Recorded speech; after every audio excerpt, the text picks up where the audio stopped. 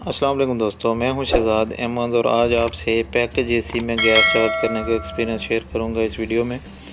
ये हमारा एक पैकेज यूनिट है जिसमें 2 कंप्रेसर लगे हैं 12-12 टन के। तो इसमें प्रॉब्लम ये है कि इसकी गैस लीक है। जो चार्जिंग वाल्व है सक्शन लाइन पे, यहाँ से गैस लीक है, ये ऑयल मार्क देख सकते हैं। तो दूसरे में भी यही प्रॉब्लम है, वहाँ से भी गैस लीक थी। तो इसको चार्जिंग वायल चेंज करने के लिए सबसे पहले इसमें थोड़ी बहुत गैस थी जिसको मैंने रिलीज़ कर दिया दोनों कंप्रेसर से। दूसरे में भी कम थी, तो अगर गैस पूरी होती तो कहीं वेल्डिंग करनी हो तो फिर हम इसके लिए रिकवरी यूनिट यूज़ करते हैं। रिकवरी यूनिट से गैस पूरी रिकवर कर लेते हैं। ये कंप्रेसर आप देख सकते हैं 12-12.5 टन का एक कंप्रेसर है। तो इसके लिए मैंने दोनों कंप्रेसर में जो थोड़ी गैस थी वो रिलीज़ कर दी। गैस रिलीज़ करने के बाद वैक्यूम पंप यूज़ किया।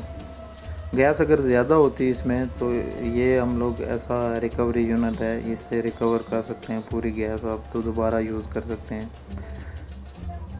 तो पूरी गैस जो इसमें थोड़ी बहुत थी वो रिलीज़ करने के बाद इसके चार्जिंग वाल चेंज कर लिए हैं और उसके बाद जो है ना गेज लगा के वैक्यूम पंप यूज़ किया है और वैक्यूम पंप से एक एक कंप्रेसर को अलग अलग वैक्यूम किया है।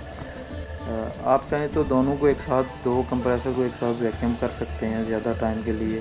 आप एक होज़ वैक्यूम के साथ लगा के सेंटर वाला और 2 हाई और लो प्रेशर का दोनों कंप्रेसर में लगा के दोनों को एक साथ भी वैक्यूम कर सकते हैं। तो मेरे पास 2 गेज थी, तो मैंने एक एक सिस्टम को अलग अलग वैक्यूम किया है। जो एक कंप्रेसर का कूलिंग साइकिल है उसको अलग वैक्यूम किया और दूसरे को अलग किया है।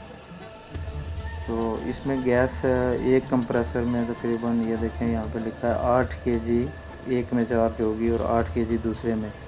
तो एक सिलेंडर इसके लिए काफ़ी नहीं है, इसलिए मैंने 2 गेज और 2 सिलेंडर यूज़ किए हैं। तो फुली वैक्यूम करने के बाद इसमें जो है ना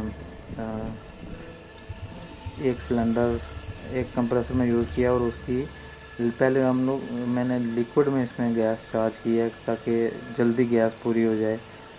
गैस जल्दी पूरी नहीं होगी तो कंप्रेसर गर्म होगा और उसका पंप मोटर से अलग हो जाता है, जिसकी वजह से फिर वेट करना पड़ता है कंप्रेसर ठंडा होने का। तो इसलिए 2 सिलेंडर से पहले लिक्विड 5-5 केजी 6-6 केजी तक चार्ज किया है, उसके बाद स्टार्ट करके बाकी वेपर में गैस पूरी की है। तो इसकी गैस लीक होने की वजह से पता है कि ऑयल भी कम हो जाता है, तो ऑयल कम होने की वजह से मैंने इसमें ऑयल भी टॉप अप किया है। फुल वैक्यूम करने के बाद साथ में ही ऑयल का पंप यूज़ करके इसमें ऑयल टॉप अप किया है।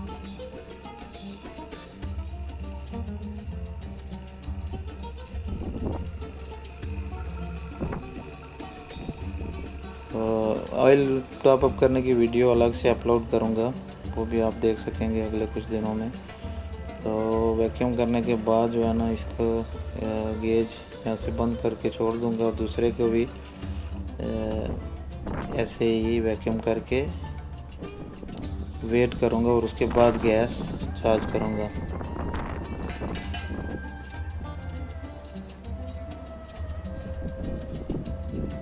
दोनों सिलेंडर यूज़ करके लिक्विड चार्ज करके,